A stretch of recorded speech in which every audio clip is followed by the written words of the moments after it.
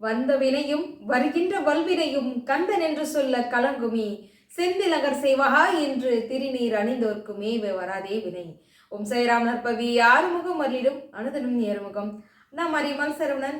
எல்லாரும் எப்படி இருக்கீங்க? முருகனோட அருளால பரிபூர்ண நிம்மதியும் சந்தோஷமும் உங்க எல்லாருக்கும் கிடைக்கணும் அப்படின்னு சொல்லி நானும் மனசார வேண்டிக்கிறேங்க. நாங்களும் ரொம்பவே நல்லா இருக்கும். நாம இன்றைய வீடியோ பதிவில் எல்லாரும் கந்த புராண பகுதியை எதிர்பார்த்திருப்பீங்க. ஆனால் ரொம்ப ரொம்ப முக்கியமான ஒரு தகவலை இன்னைக்கு சொல்லணுன்றதுனால இந்த பதிவானதை நான் கொடுக்க வந்திருக்கேன்.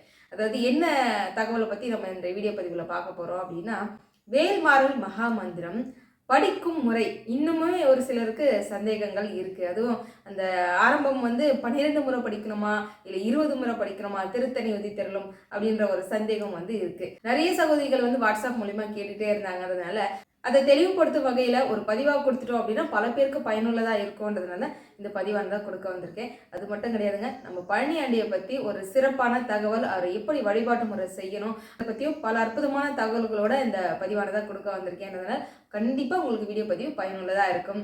அதனால கொஞ்சமும் நீங்க தயங்காம வீடியோ பதிவுக்கு ஒரு லைக் பண்ணிட்டு வந்துருங்க. இப்ப நம்ம வீடியோக்குள்ள போயிடலாம். நாம வள்ளிமலையில வேல்மாறல் பூஜை நடந்த நிகழ்வுகள் எல்லாம் பதிவாக கொடுத்திருந்தேன். அப்போ கணேஷ் ஐயா வந்திருந்தார் இல்லையா. அதாவது அவருடைய அப்பாவுக்கு அப்பா, அவருடைய வாழ்ந்த காலங்கள் அவங்களுடைய தலைமுறை எல்லாருமே நம்ம வள்ளிமலை ஸ்ரீ சச்சிதானந்த சுவாமிகளுடைய சீடராகவே இருந்திருக்கிறாங்க. அவரை பார்த்து அவரிடமிருந்து திருப்புகழை கற்று அதன் மூலிமா இப்போ நம்ம கணேஷ் ஐயா அந்த திருக்கோவிலில் வள்ளிமலை கோவிலில் தினம் தினம் பாராயணம் செய்துட்டு இருக்காரு. அவர் நம்ம பூஜையில சிறப்பித்தது மிகப்பெரிய ஒரு பாக்கியமா இருந்தது. குருவே அங்கே வந்தா மாதிரி இருந்தது. அப்போ நான் முன்னால் நான் போயிருந்தப்போ ஐயாவை பார்க்கக்கூடிய வாய்ப்பு எனக்கு கிடைச்சிது. எனக்குள்ள பல நாட்களா இருந்த ஒரு சந்தேகம் ஐயா கிட்ட கேட்டு நம்ம நிவர்த்தி பண்ணிக்கணும் அப்படின்றதெல்லாம் முதல்ல நான் அவர்கிட்ட பேச ஆரம்பிச்சேன். அப்போ நான் கேட்டேன், ஐயா இந்த மாதிரி வேல்மாறல் மகா மந்திரம் படிக்கும் முறைன்னு நிறைய பேர் என்னென்னோ சொல்றாங்க. நாங்களும் ஒரு வழியா சரி திருத்தணி உதித்தரில் 20 முறை நம்ம சொல்லணும், வேலும் மயிலும் சேவலும் துணை அப்படின்னு சொல்லணும் அப்படின்னு சொல்லி நாங்கள் பாராயணம் செய்துட்டு இருக்கோம். ஆனால் திரும்பவும் வேலும் மயிலும் துணை அப்படின்னு சொல்றாங்க. அதுக்கப்புறம் திருத்தணி உதித்தர் 12 முறை தான் படிக்கணும்னு சொல்றாங்க. ஒரு தெளிவான விளக்கம் நீங்க கொடுத்தா, அது இந்த இடத்துல இருந்து கொடுத்தா கண்டிப்பா அது சரியா இருக்கும்ன்றதுனால நீங்க சொல்லுங்க ஐயா அப்படின்னு சொல்லி நான் கேட்டிருந்தேன். அவரும் சொன்னார், அம்மா பல பேர் பல வகையில யூடியூப்ல எல்லாம் சொல்றாங்க, என்கிட்ட சொல்லி கேட்டிருக்கேன். அவர் பார்த்தது இல்லையா, பல பேர் சொல்லி நான் கேள்விப்பட்டிருக்கேம்மா.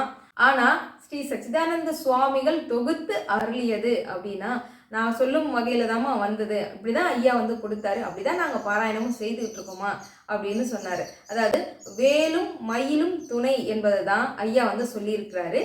அதே சமயம் வேலும் மயிலும் சேவலும் துணை அப்படின்னு சொல்றதுனால ஏதேனும் பிழைகளா, ஏதாவது தவறா அப்படின்னு கேட்டது. அப்படியெல்லாம் எதுவும் கிடையாது, நம்ம தாராளமா சொல்லலாம். ஆனா இதுல நீங்க எல்லாருமே ஒரு விஷயம் தெளிவா புரிஞ்சுக்கோங்க. இப்போ ஒரு குரு நமக்காக ஒரு மந்திரத்தை தொகுத்து கொடுக்குறாங்க அப்படின்னா அதனுடைய தாத்பரியம், அதனுடைய வழி என்பது வேற இல்லையா. அப்போ ஒரு குருவனுடைய வாக்கில் இருந்து என்ன வந்ததோ அந்த மந்திரத்துக்கு உண்டான ஒரு சக்தி என்பது எப்பவுமே உண்டு. அதனால நான் சொல்லக்கூடிய விஷயத்த கொஞ்சம் பொறுமையா கேளுங்க. நம்ம சச்சிதானந்த சுவாமிகள் கொடுத்தது அந்த ஒரு லிஸ்ட் வச்சுதானே நம்ம படிச்சுக்கிட்டு இருக்கோம் இல்லையா. இப்போ கந்தசஷ்டி கவசம் அப்படின்னா ஆரம்பத்துல இருந்து முடிவு வரைக்கும் எப்படி இருக்கும் அப்படின்னு நமக்கு தெரியும். நம்ம அது பாராயணம் பண்ணிட்டு இருக்கோம். நடுவுல நம்ம பாதி விட்டுட்டு படிக்கிறதோ இல்லை இன்னும் எக்ஸ்ட்ரா ஒரு 4 வரியை சேர்த்து படிக்கிறதோ அப்படி கிடையாது இல்லையா. அந்த மந்திரம் என்னமோ அதுக்கு உண்டான தாத்பரியத்தோடு நம்ம படிக்கிறோம் போது அருணகிரிநாதர் அந்த 16 பாடல்களை மட்டும்தான் கொடுத்தாரு வேல் வகுப்பாக.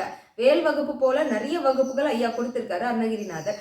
அதுல வேல் வகுப்புன்ற ஒரு மந்திரத்தை எடுத்து ஒரு ஔஷதமா, ஒரு மருந்தாக அதை முன்னும் பின்னுமாக அமைத்து சச்சிதானந்த சுவாமிகள் வேல் மாறலாக அவர் மாற்றினார். மாற்றி அமைத்ததன் பேர்ல தான் வேல் மாறல் என்ற பெயரும் அதற்கு அமைந்தது.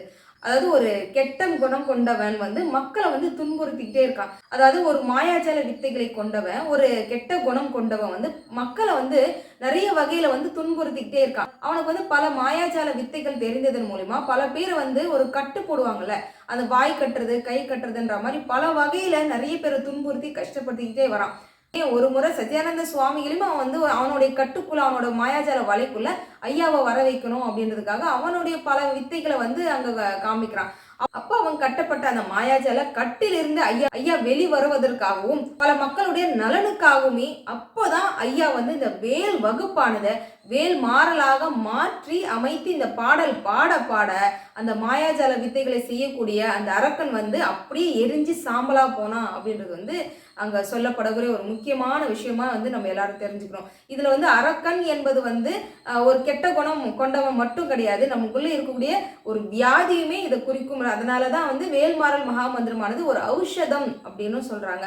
நம்ம இதை படிக்க படிக்க நமக்குள்ளே இருக்கக்கூடிய கெட்ட எண்ணங்களாகட்டும், கெட்ட நோய்கள் இது எல்லாமே அகன்று போகும். அதே சமயம் நமக்கு ஒரு கெடுதல் நினைக்கணும்னு நினைக்கிறவங்களும் அவங்க வந்து அந்த கெட்ட குணத்தை விட்டு அவங்க மாறி போவாங்க, நம்ம வழியே அவங்க வரமாட்டாங்க அப்படின்றதுக்காகவும் இந்த மந்திரத்தை நம்ம பயன்படுத்தி தாராளமாக வந்து பாராயணம் செய்யலாம். அப்படி ஒரு ஔஷத மருந்தாக உருவாக்கப்பட்டதான் இந்த வேல்மாறல் மகாமந்திரம்.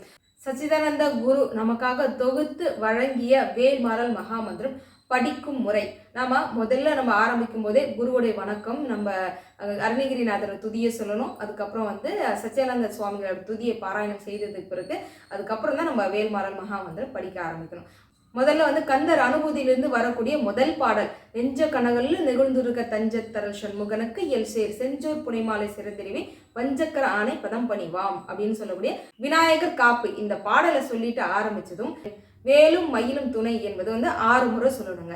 அதுக்கு அடுத்த பாடலா வந்து கந்தர அலங்காரத்துல இருந்து விழிக்கு துணை திருமென்மல பாதங்கள் அப்படின்னு ஆரம்பிக்கிற அந்த பாடல். பிறகு வேலும் மயிலும் துணை அப்படின்னு 6 முறை சொல்லிட்டு அதுக்கு அடுத்தபடியா மயிலின் திறமையை சொல்லக்கூடிய தடைக்கொற்ற வேல் மயிலே அப்படின்னு சொல்லக்கூடிய இந்த பாடல் நம்ம சொல்லணுங்க. அதுக்கப்புறமா வேலும் மயிலும் 6 முறை நம்ம சொல்லிட்டு நம்ம வந்து திருத்தனில் உதித்தரும் ஒருத்தன்மலை விருத்தனது உலத்தில் உரை கருத்தன்மையில் நடத்துகுகன் வேலே என்பதை 12 முறை சொல்லணும். இந்த 12 முறை முடிச்சதுக்கு அப்புறமா நம்ம வழக்கமா நம்ம வேல்மாறல் மகாமந்திரமானது இந்த 64 பாடல்களுமே உங்களுக்கு வரிசையா வந்துடும். அதை நீங்க அப்படியே அழகா பாராயணம் படிச்சு முடிச்சதும் திரும்பவும் திருத்தணி உதித்தரும் 12 முறை சொல்லணும். அதுக்கப்புறம் வேலும் மயிலும் சேவலும் துணைன்னு சொல்லிட்டு கடைசி இன்னும் ஒரு 2 பாடலையும் நம்ம சொல்லணும். கந்தர் அந்தாதியிலிருந்து சேவன் புந்தி அப்படின்னு ஆரம்பிக்கக்கூடிய அந்த பாடலும், அதுக்கப்புறம் வேலும் மயிலும் துணை அப்படின்னு வந்து 6 முறை சொல்லிட்டு மற்றும் ஒரு பாடலா சலம் காணும் வேந்தர் அப்படின்ற இந்த பாடல் வரும் இல்லையா, இதை படிச்சுட்டு நீங்க வேல்மாறல் பாராயணத்தை முடிச்சுக்கோங்க.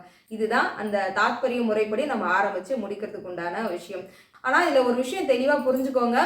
இப்போ நாம ஐயா கொடுத்தது என்ன, 12 முறை படிக்கிறோம், திருத்தணி உதித்தரும் 12 முறை படிக்கிறோம், வேலும் மயிலும் துணை அப்படின்றத ஐயா கொடுத்தது. இதுதான் சச்சிதானந்த சுவாமிகள் நமக்காக தொகுத்து வழங்கியது. ஐயா கொடுத்ததன்படி நம்ம படிக்கிறது சால சிறந்தது. இன்னொரு விஷயம் வந்து என்னன்னா, அப்போ இந்த திருத்தணி உதித்தரும் 20 முறைலாம் படிக்க கூடாதா, அப்படி படிச்சா தவறா அப்படின்னு கேட்பீங்க. தவறு என்பது இதுல எதுவுமே கிடையாதுங்க.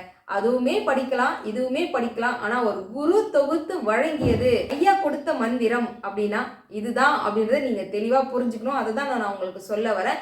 அப்போ இது வரைக்கும் நம்ம படிச்சதெல்லாம் தவறா, இப்ப இதுக்கப்புறம் நம்ம இப்படிதான் படிக்கணுமா அப்படின்ற குழப்பம் எல்லாம் உங்களுக்குள்ள இருக்கவே கூடாது. என்ன சொல்றேன் அப்படின்னா, குரு கொடுத்தது மந்திரம் அப்படின்னா இதுதான்றதுனால நீங்க இப்படியும் பாராயணம் செய்யலாம்.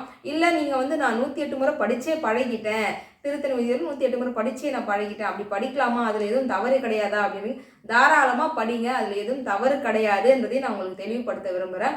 உங்களுக்கு இந்த 2 மந்திரத்துக்கு உண்டான புரிதல் உங்களுக்கு ஏற்படுத்தணும், ஐயா கொடுத்த முறைப்படி படிக்கிறது இன்னும் கூடுதல் சிறப்பு அப்படின்றத உங்களுக்கு சொல்லணும் அப்படின்றத இந்த பதிவானதை நான் கொடுத்திருக்கேன். ஐயா இதுல இன்னொரு விஷயம் சொன்னாரு, வேல்மாறல் மகாமந்திரத்துல 12 முறை சொல்வதற்குண்டான தாத்பரியம் என்னவென்றால், அதாவது ஐயனுடைய 12 திருக்கரங்களை கொண்டு நமக்கு இருக்கக்கூடிய எதிரிகளாகட்டும் நோய்களாகட்டும் ஐயன் வந்து அழிப்பாரு அப்படின்றத இதுல தாத்பரியமா இருக்கு அப்படின்றதையும் ஐயா வந்து சொல்லியிருந்தாங்க. அதனாலதான் இந்த பதிவு கொடுத்து உங்களுக்கு தெளிவுபடுத்தணும் அப்படின்னு நினைச்சேன். அதனால உங்களுக்கு மனசுல இருந்த ஐயம்லாம் நீங்க இருக்கும்னு நினைக்கிறேன்.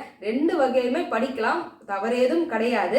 ஆனா குரு கொடுத்தபடி நம்ம படிக்கிறது சிறப்பானது அப்படின்றத வந்து நான் அன்போட தெரிவிச்சுக்கிறேன். பழனியாண்டி சிலை வந்து செம்பிலியோ அல்லது பித்தளையிலோ கிடைக்குமா அப்படின்னு சொல்லி கேட்டீங்க. சரி, நானும் எந்த அளவுக்கு எவ்வளோ ட்ரை பண்ணி பார்த்தேன், நம்மளால வந்து அது கொடுக்க முடியல அப்படின்றதால முழு முயற்சி எடுத்து நம்ம கற்சலியாவே பழனியாண்டி சிலையை வந்து இப்போ எல்லாருக்கும் கொடுத்துக்கிட்டு இருக்கோம். முதல் முறையாக நம்ம சாமி கிட்ட வேல்மாறல் பூஜையில் வச்சு ஒரு 6 பேருக்கு கொடுத்தாச்சு. அடுத்து தேவைப்படுறவங்களுக்கும் ஆர்டர் எடுத்து நம்ம செய்ய கொடுத்தாச்சு. அடுத்து நம்ம செய்யக்கூடிய வேல்மாறல் பூஜையில் வச்சு அவங்களுக்கு கொடுக்கணும் அப்படின்னு வந்து முடிவு பண்ணி இப்போ நம்ம வந்து அதுக்கான வேலைகள் நடந்துகிட்டு இருக்கு. உங்களுக்கு பழனியாண்டி சிலை தேவைப்படுது அப்படின்னா முன்பதிவு ரொம்ப ரொம்ப அவசியங்க. முன்பதிவு செய்தால் மட்டும்தான் கிட்டத்தட்ட ஒரு 20 நாட்கள் மேலே ஆகும். நம்ம சிலை செய்து அதுக்கப்புறம் உங்கள் கைக்கு நான் கொண்டு வந்து கொடுக்க முடியும் அப்படின்றத தெரிவிச்சுக்கிறேன்.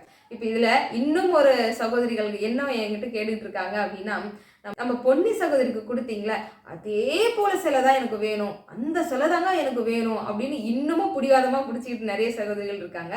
ஒரு விஷயம் உங்களுக்கு தெளிவுபடுத்தணுன்றதுக்காக தான் இந்த பதிவை நான் முக்கியமாக கொடுக்க வந்தேன். அதாவது பொன்னி சகோதரி கையில் இருக்கிற பழனியாண்டிக்கு தான் சக்தி அதிகம், கற்சலையாக வரக்கூடிய பழனியாண்டிக்கு வந்து சக்தி கிடையாது அப்படின்னு நீங்கள் நினைக்கிறீங்க அப்படின்னா அது உங்களுடைய அறியாமை அப்படின்னு தான் நான் சொல்வேன். பொதுவாக ஒரு விஷயம் புரிஞ்சுக்கோங்க, இப்போ பொன்னி சகோதரி கையில் இருக்கக்கூடிய வேலவனுக்கு நம்ம பழனியாண்டிக்கு அவங்க அவ்வளோ சக்தி கொடுத்து உரு கொடுத்து வச்சிருக்கிறாங்க. ஏன் உங்களால முடியாதா? நீ கைக்கு வரக்கூடிய பழனியாண்டி பெருமானுக்கு உங்களால உரு கொடுக்க முடியாதா? சக்தி கொடுக்க முடியாதா? உங்களாலேயும் முடியும்.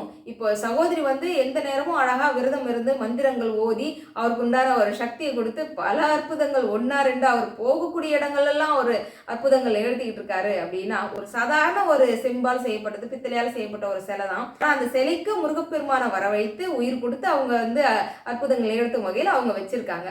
அதே போலதான் என் கைக்கும் வரணும், வந்து எனக்கும் நிறைய அற்புதங்கள் நிகழ்த்தணும் அப்படின்னா அதே போல நான் உங்களுக்கு அனுப்பிச்சாலும் கண்டிப்பா அற்புதம் நிகழ்த்த மாட்டார். உங்க கையில தான் இருக்கு. அவர் அற்புதம் நிகழ்த்துறதும் நிகழ்த்தாம இருக்கிறதும் உங்க கையில தான் இருக்கு. நீங்க எந்த அளவுக்கு அவர் உரு கொடுக்குறீங்க, எந்த அளவுக்கு நீங்க அவருக்கு பவரும் சக்தியை வந்து ஏத்துறீங்க அப்படின்றது வந்து இப்ப நம்ம சாதாரண ஒரு சிலையா தான் நம்ம கடையில எல்லாம் வாங்கிட்டு வரோம். எல்லாரும் என்ன சொல்லுவாங்க, எங்க வீட்டுல இருக்கக்கூடிய ஒரு சிலையா இருக்கட்டும், அம்மன் சிலையாகட்டும், பிள்ளையார் எதுவாக இருந்தாலும் அவரை மாதிரி வராதுங்க. கேட்டேன்னா கேட்ட உடனே பூ கொடுப்பாரு, என்ன கேட்டாலும் உடனே நகர்த்துவாரு அப்படின்னு பல பேர் சொல்றாங்கன்னா என்ன காரணம்? அவருக்காக மெனக்கெடுதல் கொடுத்து அந்த பூஜை புனஸ்காரங்கள் எல்லாம் செய்யும் போது சாதாரண ஒரு சின்ன சிலையா வாங்கிட்டு வந்தாலும் அதற்கு நம்ம உயிர் கொடுத்து சக்தி கொடுத்து நம்ம அற்புதங்கள் நிகழ்த்தும் வகையில் நம்ம வச்சுக்கிட்டு இருக்கோம். இப்ப நம்ம பொன்னி சகோதரி கையில இருக்கிற பழனியாண்டி தான் அற்புதம் நிகழ்த்துவாரு, என் கையில இருக்கிறதெல்லாம் நிகழ்த்தாதா அப்படின்லாம் கேட்காதீங்க. உங்க கையில இருக்க பழனியாண்டி சிலையும் இன்னும் அதை விட இன்னும் பல அற்புதங்கள் நிகழ்த்தும் வகையில நீங்க தாராளமா அவருக்கு உரு கொடுத்து அழகா வச்சுக்கோங்க. இதுல இன்னொரு சகோதரி சொன்னாங்க, இப்போ கற்சலியே வாங்குறது கொஞ்சம் பயமா இருக்குங்க, தப்பி தவறி ஏதாவது கீழே விழுந்து அடிபட்டு ஏதாவது உடஞ்சிருச்சு அப்படின்னா மனசு இன்னும் கஷ்டப்படும் அப்படின்னு சொன்னாங்க. சரி, நான் ஒரு விஷயம் சொல்லட்டுமா? பித்தளையில இருக்கக்கூடிய சாமி சிலையெல்லாம் கழுவிட்டு இப்படி தூக்கியா போட்டுருவோம்? இல்ல, அவ்வளோ பவ்யமா பார்த்து பார்த்து தாங்க பித்தளை சிலையா இருந்தாலும் நம்ம வைக்கிறோம். அதே கவனத்தை நீங்க கற்சலைக்கு கொடுத்தாலும் அழகா பராமரிச்சிங்க அப்படின்னா அவரும் வருஷ கணக்குல அவர் வந்து நம்ம வீட்டுல இருப்பாருன்னு புரிஞ்சுக்கணும். ஏன்னா அந்த காலத்துல எல்லாம் எல்லாரும் அதிகமா நம்ம கையாண்ட ஒரு பாத்திரம்னா என்ன? மண் பாத்திரம். எதனால அதிகமா மண் பாத்திரம் வந்து பயன்படுத்துறாங்க? பொதுவாக அதுல சமைச்சு வச்சு நம்ம சாப்பிட்டோம் அப்படின்னா உடலுக்கு நல்லது அப்படின்னு வந்து சொன்னாங்க. சரி, அதையும் தாண்டி பெண்கள் அதிகமா அந்த மண் பாத்திரத்தை பயன்படுத்துறதுக்கு காரணம் என்ன? அவங்களுக்கு அவங்களையும் அறியாமலே பொறுமை என்ற ஒரு குணம் அவங்களுக்குள்ள வரும். எல்லா பாத்திரத்தையும் தேய்ச்சி அப்படி தூக்கி போட்டுடலாம். ஆனா மண் பாத்திரங்களை நம்ம தேய்க்கும் போது முழு கவனம் அதுல கொடுப்போம். பொறுமையா பார்த்து பார்த்து தேய்ச்சி எடுத்து அதுக்குன்னு ஒரு இடத்துல வந்து கவுத்து வைப்போம்ல. அந்த பொறுமை எப்படி வரும் பெண்களுக்கு? இந்த மாதிரி பொருட்களை நம்ம வந்து அதிகமா பயன்படுத்தும் போது நம்மளே அறியாம அந்த பொறுமையானது கண்டிப்பா வந்துடும். பெண்களுக்கு பொதுவாகவே பொறுமை என்பது ஒண்ணு இருந்துட்டா போதும், எல்லா வகையிலும் எல்லா பிரச்சனையுமே வந்து அருமையா அவங்க கையாண்டுடுவாங்க. நீங்களே கொஞ்ச நேரம் சிந்திச்சு பாருங்க. ஏதோ ஒரு பிரச்சனை ஒன்று நடக்குதுன்னா தாம் தூம்னு கத்திட்டா சரியா போயிடுமா? கிடையாது. இல்ல, பொறுமையா கொஞ்ச நேரம் சிந்திச்சு செயலாற்றுனீங்க அப்படின்னா இந்த பிரச்சனை எங்க இருந்து உருவாச்சு, இதுக்கு என்ன காரணம், இதுக்கு என்ன சொல்யூஷன்றதை உங்களாலேயே அவங்க கரெக்டா கண்டுபிடிச்சு அதை சரி பண்ணிட முடியும். நீங்க கோவப்பட்டு கத்துறதுனால ஒரு பிரயோஜனமும் ஆக போறதுல. அப்போ பொதுவாகவே என்னன்னா எதையுமே கொஞ்சம் பொறுமையா அதை கையாண்டு பாருங்க. அந்த பொறுமையை நமக்குள்ள வர வைக்கக்கூடியது என்னன்னா இந்த மாதிரி நீங்க ஒரு பொருட்களை நீங்க பயன்படுத்தி பாருங்க. கண்ணாடி வலையெல்லாம் போடுறோம் அப்படின்னா அந்த கிராமப்புறங்கள்லாம் பாத்தீங்கன்னா கை நிறைய கண்ணாடி வலையில் போட்டிருப்பாங்க. ஒண்ணு கூட உடையாத அளவுக்கு எல்லா வகையிலும் எல்லா வேலையும் செய்வாங்க. கழனிக்கு போறது, களை எடுக்கிறது, நாத்து நடுறது, எல்லா வேலையும் வீட்டு வேலைகள் எல்லாம் செய்தாலும் கை நிறைய அப்படியே அடுக்கா போட்டுட்டு இருப்பாங்க. ஒண்ணு உடையாம வச்சிருப்பாங்க. ஏன்னா அந்த பொருளை எப்படி நம்ம பயன்படுத்தணும், நம்ம எப்படி வச்சுக்கணும்ன்றத நம்மையும் அறியாம அந்த பொறுமை குணம் வந்து பெண்களுக்கு தானா வந்துடும். தாற்பயத்தை உணர்த்தும் வகையில தான் முடிஞ்ச வரைக்கும் இந்த கண்ணாடி பாத்திரங்கள், பீங்கா பாத்திரம், மண்பானைகள் இதெல்லாம் பெண்கள் அதிகமா பயன்படுத்தணும் அப்படின்னு அந்த காலத்துல இருந்து எல்லாரும் வச்சுட்டு இருக்காங்க. ஆனா நம்ம தான் இப்ப எல்லா பொருளையும் எல்லாத்தையும் மாத்திட்டோம். அதோட சேர்ந்த மாதிரி நம்மளோட சோம்பேறித்தனம் அப்படின்னு கூட சொல்லலாம். என்னன்னா நம்ம கற்சலையா வாங்கிட்டோம் அப்படின்னா தப்பினா தவறுனா உடஞ்சிருச்சுன்னா நம்ம வீட்டுல எதனா நடந்துருமோ அப்படின்னு பயப்படுறீங்க. சரி, கருவறையில என்ன சாமி பிரதானமா இருக்கு? கற்சிலை தானங்க இருக்கு. அந்த கற்சிலைக்கு உயிர் கொடுக்கும் வகையில மந்திரங்கள் ஓதப்பட்டு எவ்வளவு சக்தியோட நமக்காக அருள்பாலிக்க இருக்கிறாங்களே. ஏன்னா ஒவ்வொரு உலோகங்களுக்குமே ஒவ்வொரு பலன்கள் உண்டு. பித்தளை ஆகட்டும், செம்பாகட்டும், ஐம்பொன்னாகட்டும், அதை எல்லாத்தையும் விட மிகப்பெரிய ஒரு சக்தி எதற்கா அப்படின்னா கல் சிலைக்கு உண்டு அப்படின்னு சொல்லலாம். கல் சிலையுமே வந்து நான் கொடுக்கக்கூடிய கல் சிலை வந்து கல்யாண சீர்வரிசையில கண்டிப்பா ஒரு பிள்ளையார் எல்லாருக்கும் கொடுத்துருப்பாங்க, பார்த்துருப்பீங்க. அந்த கல்லால் செய்யப்பட்ட ஆண்டி முருகன் தான் இவரு. அதனால நம்ம எல்லார் வீட்லயும் எங்க அம்மா இன்னமும் வச்சுக்கிட்டு இருக்காங்க. எங்க அம்மாவுக்கு கல்யாணத்துக்கு கொடுத்த கல் பிள்ளையார் வந்து இன்னமும் பத்திரமா வச்சிருக்காங்க. நான் சின்ன பிள்ளையா இருக்கும் போது பூஜை பாத்திரங்கள்லாம் தேய்க்கும் போதெல்லாம் சொல்லுவாங்க, அம்மா பார்த்து கவனமா செய் அப்படின்வாங்க. நான் என்ன விளையாட்டுத்தனமா என்ன பண்ணாலும் அந்த பிள்ளையார் வந்து இன்னமும் பத்திரமா எங்க வீட்டுல இருந்துக்கிட்டு தான் இருக்காரு.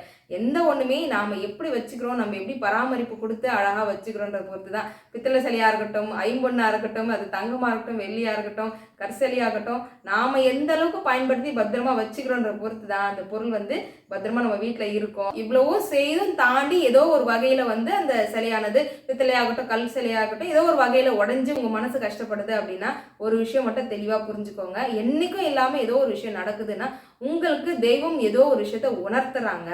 உங்களுக்கு ஏதோ வரக்கூடிய உங்க குடும்பத்துக்கு வரக்கூடிய ஏதோ ஒரு ஆபத்தை அவங்க ஏத்துக்கிட்டாங்க அப்படின்னு சொல்லலாம். இந்த பிரபஞ்சத்தின் வழியா உங்களுக்கு இப்படிதான் வந்து உங்களுக்கு சொல்ல முடியும். அதாவது வெளியே போகும்போது பார்த்து கவனமா போயிட்டு வாங்க. ஒரு வியாபாரம் ஆரம்பிக்கிறீங்க அப்படின்னா அது முழு கவனத்தோடு இருங்க. பணம் ஒருத்தருக்கு கொடுக்குறீங்க அப்படின்னா அது திருப்பி ரிட்டர்ன் வருமானதை பார்த்து கவனமா ஏதோ ஒரு வகையில நமக்கு எச்சரிக்கை கொடுக்கும் வகையில தான் இந்த மாதிரி சின்ன சின்ன அசம்பாவிதங்கள் நடக்கும். அதை நம்ம பார்த்து புரிஞ்சுக்கணுமே தவிர இப்படி நடந்துடுச்சே அப்படின்னு சொல்லி வருத்தப்படுறதுலையோ கஷ்டப்படுறதுலையோ ஒண்ணுமே நடக்காது அப்படின்றத உங்களுக்கு தெளிவுபடுத்துறேன் அப்படின்னு தான் நினைக்கிறேன். அதனால முடிஞ்ச வரைக்கும் இந்த கற்சலை இந்த ஒரு காரணத்துக்காக தான், அதாவது நம்ம கீழே வந்தா உடஞ்சிரும் அப்படின்ற காரணத்துக்காக தான் நான் வாங்காம இருக்கிறேன் அப்படின்னா அதை நீங்க புரிஞ்சுக்கணுன்றதுக்காக தான் நான் முக்கியமா இந்த பதிவை கொடுக்க வந்தேன். இப்போ இதுக்கப்புறம் வந்து நம்ம பழனியாண்டி சிலை நம்ம வாங்கியிருக்கிறவங்க தொடர்ந்து 9 நாளைக்கு அவருக்கு அபிஷேகம் செய்யுங்க. என்ன அபிஷேகம் வேணாலும் எவ்வளவு வேணாலும் அவருக்கு பண்ணலாம். இன்னொரு அவருக்கு நிறைய அலங்காரம் எல்லாம் செய்யலாமான்னு கேட்டீங்க. அவர் பழனியாண்டியா வர்றாருல, அவருக்கு அலங்காரம் ஆடம்பரம் இதெல்லாம் அவருக்கு எதுவுமே பிடிக்காது. நீங்க அவர் எப்படி இருக்காரோ அதை அப்படியே வச்சுக்கோங்க. ஒரு சிலர் வந்து இந்த பூநூல் மாதிரி போடுறாங்க, அது உங்களுக்கு விருப்பம் இருந்தா போட்டுக்கோங்க. அவருக்கு இந்த கோமணம் மாதிரிலாம் கட்டுறாங்க, அதுவும் உங்களுக்கு விருப்பம் இருக்குன்னா செய்யுங்க. அதை தாண்டி அவர் வேற எந்த விதமான ஆடம்பரம் அலங்காரம்லாம் எதுவுமே செய்யாதீங்க. அவர் எப்படி இருக்காரோ அப்படி வச்சே நீங்க வழிபாடு செய்யுங்க. முருகப்பெருமான் கிட்ட வந்து முருகா நீ எனக்கு ஒரு பூ கொடுக்க மாட்டியா அப்படின்னு குழந்தைங்க எல்லாரும் கேட்க ஆரம்பிச்சுட்டாங்க. அந்த அளவுக்கு ஒரு ஃப்ரெண்டா வந்து முருகப்பெருமான் மாறிட்டார்ல. பழனியாண்டி உங்க வீட்டுக்கு வந்ததுக்கு அப்புறம் நீ உங்களுடைய உற்ற தோழனா நினைச்சு உங்களுடைய கஷ்ட நஷ்டங்கள் எதுவாக இருந்தாலும் மனசை விட்டு அவர்கிட்ட பேசுங்களேன். நிச்சயமா ஏதாவது ஒரு வகையில உங்களுக்கு வந்து கனவுலையோ யார் மூலமாவது உங்களுடைய கேள்விக்குண்டான பதிலோ உங்களுடைய கஷ்டத்துக்கு உண்டான ஒரு தீர்வோ ஏதாவது ஒரு வகையில வந்து ஐயன் கொடுப்பாரு. முழு மனதோட அவர் வழிபாட்டு முறையை செய்யுங்க. நிச்சயமா நல்லதே நடக்கும் அப்படின்றத நான் தெரிவிச்சுக்கிறேன்.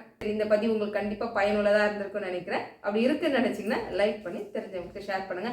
ஹைப் பட்டனே தட்ட மறந்துடாதீங்க. ஏன்னா இன்னும் பல பேருக்கு அந்த பதிவானது போய் சென்றடையுங்க. சரி, நாளையிலிருந்து நம்ம கந்த புராணமானது பார்க்க ஆரம்பிச்சிருவோம். வெற்றிவேல் முருகனுக்கு கரோகரா. சத்தியமாவது சரவணபவே. ஓம் சாய்ராம்.